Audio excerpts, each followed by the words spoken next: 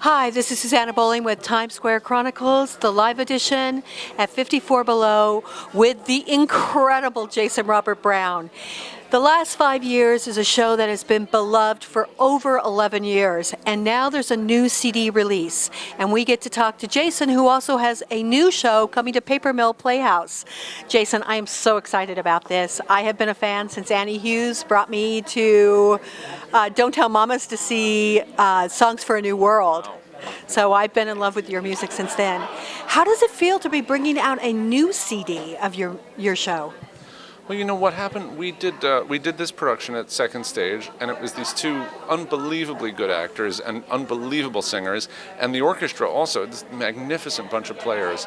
And we all just thought, we have to preserve this experience. This is very special. This is, all the other reasons why you make a cast album, we want the audience to be able to buy it, and but it wasn't a fiduciary consideration. We wanted to preserve how special this experience was for all of us. And I really feel like the album is a very private thing for us.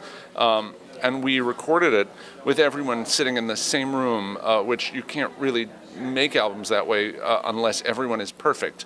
And I knew we could do it because this cast is perfect and these musicians were going to be perfect. And it was a hard day in the studio, but I think the album feels like what I wanted it to. It feels like a private musical experience, just something between these 8 people all sharing this music together. So I'm thrilled about it. I'm thrilled that people can finally hear it.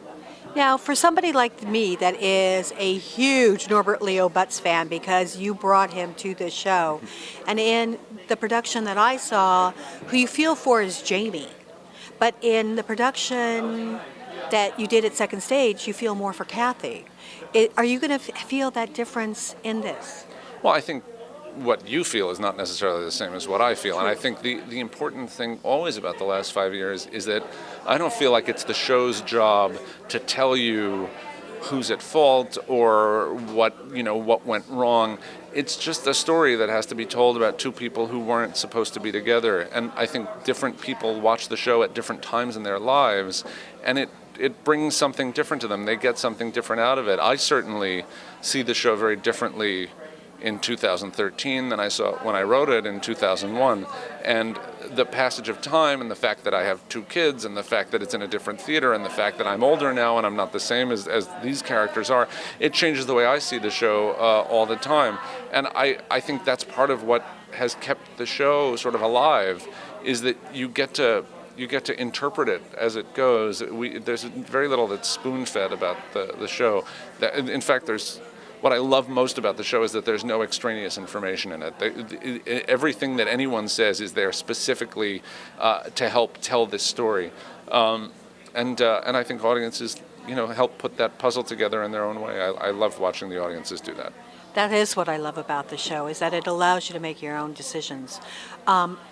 Is there anything differently musically on this album in terms of rhythm and beat? Not much. I mean, because they are different musicians, Adam and Betsy and the musicians all make different choices. It's nothing radical. There are a couple of lyrics that I've changed over the years, a line here and there, stuff like that. But no, I mean, the show is... we went into this production not to reinvent the show, but just to celebrate it, just to bring it to life, and the cast album is the same thing. Now I'm excited because this is also being made into a movie. You didn't talk about that. Oh, sure. Will there also be an album for the movie?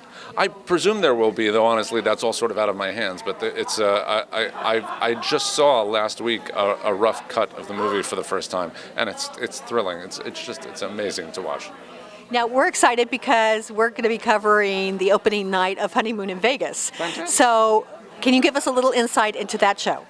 Honeymoon in Vegas I've been working on now for about 10 years. It's just been when you talk about a labor of love, that's what Honeymoon in Vegas was. I just loved the movie. I loved the story that it told, and I loved working with Andy Bergman, who wrote and directed the movie originally and has written the musical with me. And it's taken a lot to get it to the stage, but every day we're sitting there and we're teching it and we're hearing the orchestrations for the first time, and I just think, no, this is what I always wanted. I love it. It's a joyous, romantic and totally ridiculous show. It's a whole side of me that I've always wanted to be able to express with a musical, and there it is. Well, about 2 years ago, I heard 2 of the songs, and I am thrilled. I can't wait to hear more of Jason Robert Brown. Is there anything else that you're working on or writing right now? Well, The Bridges of Madison County opens on Broadway on February 27th, and I can't wait to get into rehearsal with that. We start rehearsal in December with Kelly O'Hara and with Stephen Pasquale, and just we did it this summer at Williamstown to just sort of try it out and make sure it was everything we wanted it to be, and it was just it was such an emotionally rich experience for all of us, and I love the world of that show. I love what we created, and I can't wait for everybody to get to see it here in New York.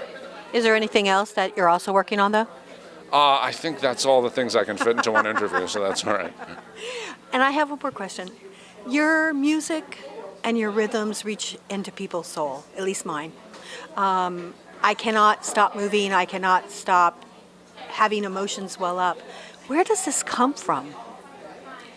I think it's important for any artist who wants to create that they have to be empathetic people. But beyond that, I feel like it's partly my job to translate all these things that we feel into things that we can sort of distill into 3 minutes, into 6 minutes, into a 2-hour show. That's the job at hand, and I feel the same things other people feel. Maybe I feel them more, maybe I feel them less. I don't know. I haven't been in anyone else's skin, but I know that part of what I'm supposed to do is to share that emotional experience so that other people can say, yes, I know what that is. I was waiting for somebody to put that into music or put that into words. I feel like that's my job.